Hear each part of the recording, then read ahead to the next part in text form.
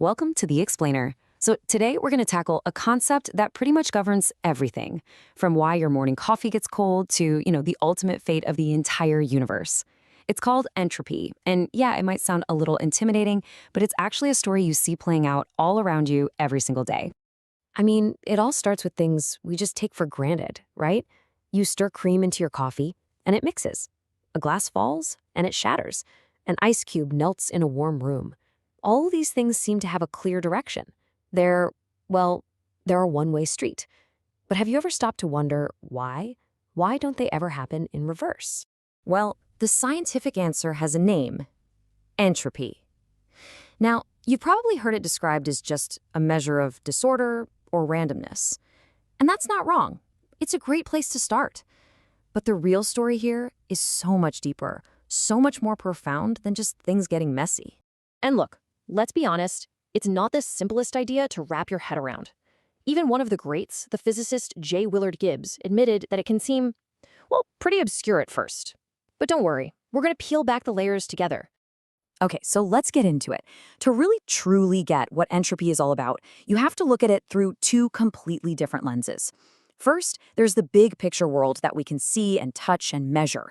And then there's the hidden world, the tiny, microscopic world of individual atoms and molecules. So, historically, this whole thing came in two stages. First, you had the classical view, from a guy named Rudolf Clausius. He was thinking about really practical stuff, like steam engines. He was looking at the big macro picture, how heat moves around, temperature, pressure, that kind of thing. But then Ludwig Boltzmann came along and just completely changed the game. He asked a fundamentally different question.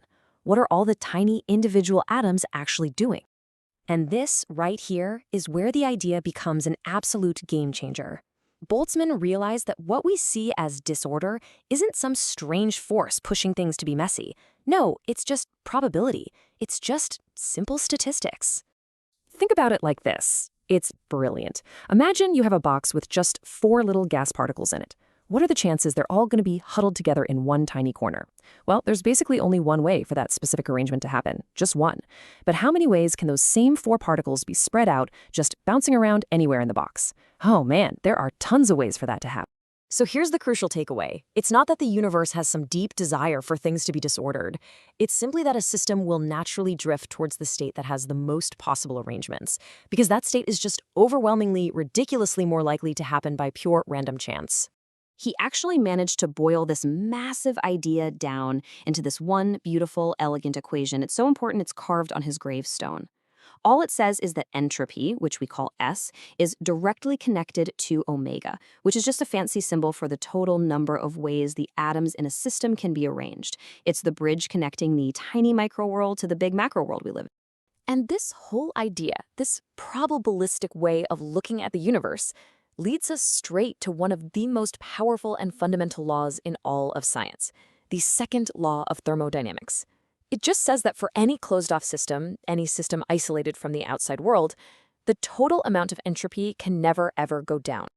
This is the one-way street we started with. It's why heat always flows from a hot object to a cold one, and why cream always mixes into coffee.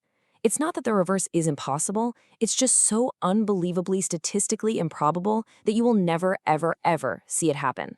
And this constant, relentless march towards the most probable state is what physicists call the arrow of time. It's the reason time itself seems to flow forward and not backward.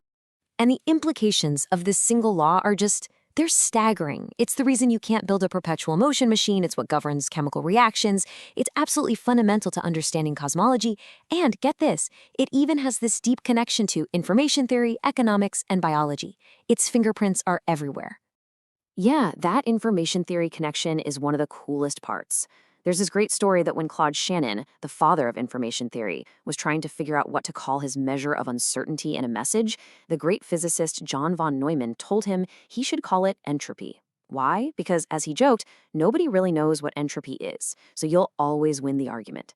It turns out the math for both is exactly the same. So, okay, if entropy is always increasing, and it's what gives time its forward direction, what happens if you follow that arrow?